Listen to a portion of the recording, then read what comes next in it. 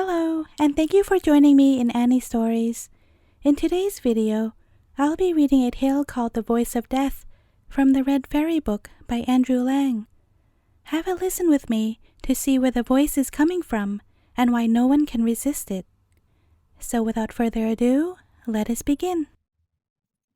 The Voice of Death. Once upon a time, there lived a man whose one wish and prayer was to get rich. Day and night he thought of nothing else, and at last his prayers were granted, and he became very wealthy. Now being so rich and having so much to lose, he felt that it would be a terrible thing to die and leave all his possessions behind. So he made up his mind to set out in search of a land where there was no death. He got ready for his journey, took leave of his wife, and started. Whenever he came to a new country, the first question that he asked was whether people died in that land, and when he heard that they did, he set out again on his quest.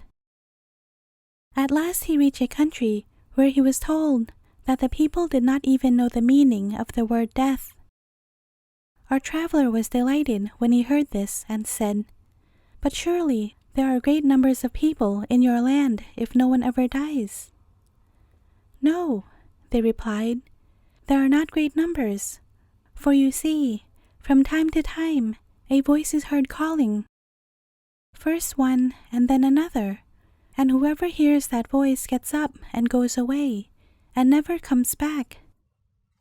"And do they see the person who calls them?" he asked, "or do they only hear his voice?" "They both see and hear him," was the answer. Well, the man was amazed when he heard that the people were stupid enough to follow the voice, though they knew that if they went when it called them, they would never return. And he went back to his own home and got all his possessions together, and, taking his wife and family, he set out, resolved to go and live in that country where the people did not die, but where instead they heard a voice calling them, which they followed into a land from which they never returned. For he had made up his own mind that when he or any of his family heard that voice, they would pay no heed to it, however loudly it called. After he had settled down in his new home and had got everything in order about him, he warned his wife and family that, unless they wanted to die, they must, on no account, listen to a voice which they might some day hear calling them. For some years, everything went well with them, and they lived happily in their new home.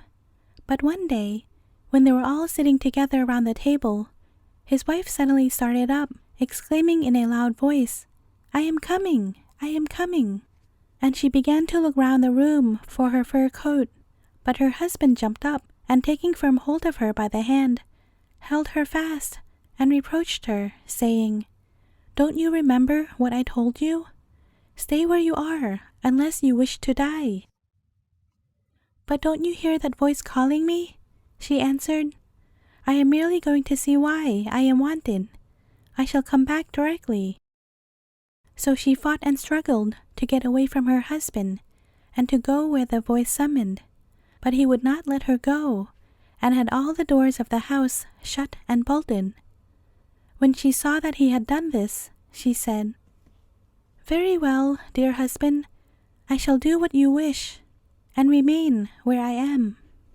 So her husband believed it was all right, and that she had thought better of it, and had got over her mad impulse to obey the voice. But a few minutes later, she made a sudden dash for one of the doors, opened it, and darted out, followed by her husband. He caught her by the fur coat, and begged and implored her not to go, for if she did, she would certainly never return. She said nothing, but let her arms fall backwards, and suddenly, bending herself forward, she slipped out of the coat, leaving it in her husband's hands. He, poor man, seemed turned to stone as he gazed after her, hurrying away from him, and calling at the top of her voice as she ran, "I am coming! I am coming!" When she was quite out of sight, her husband recovered his wits and went back into his house, murmuring, If she is so foolish as to wish to die, I can't help it." I warned and implored her to pay no heed to that voice, however loudly it might call. Well, days and weeks and months and years passed, and nothing happened to disturb the peace of the household. But one day, the man was at the barber's as usual, being shaved. The shop was full of people, and his chin had just been covered with a lather of soap, when, suddenly starting up from the chair, he called out in a loud voice, "I won't come! Do you hear? I won't come!" The barber and the other people in the shop listened to him with amazement. But again, looking towards the door, he exclaimed, "I tell you, once and for all, I do not mean to come, so go away." And a few minutes later, he called out again, "Go away, I tell you, or it will be the worse for you. You may call as much as you like, but you will never get me to come." And he got so angry that you might have thought that someone was actually standing at the door, tormenting him. At last he jumped up and caught the razor out of the barber's hand, exclaiming, "Give me that razor, and I'll teach him to let people alone for the future." And he rushed out of the house as if he were running after someone whom no one else saw. The barber, determined not to lose his razor, pursued the man, and they both continued running at full speed, till they had got well out of the town, when all of a sudden the man fell head foremost down a precipice, and never was seen again. So he too, like the others, had been forced against his will to follow the voice that called him. The barber, who went home whistling and congratulating himself on the escape he had made, described what had happened, and it was noise abroad in the country that the people who had gone away and had never returned had all fallen into that pit, for till then they had never known what had happened to those who had heard the voice and obeyed its call.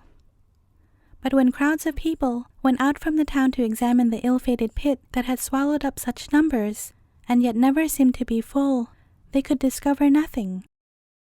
All that they could see was a vast plain that looked as if it had been there since the beginning of the world. And from that time, the people of the country began to die like ordinary mortals all over the world. The end. Thank you for listening. Do consider subscribing if you haven't already done so.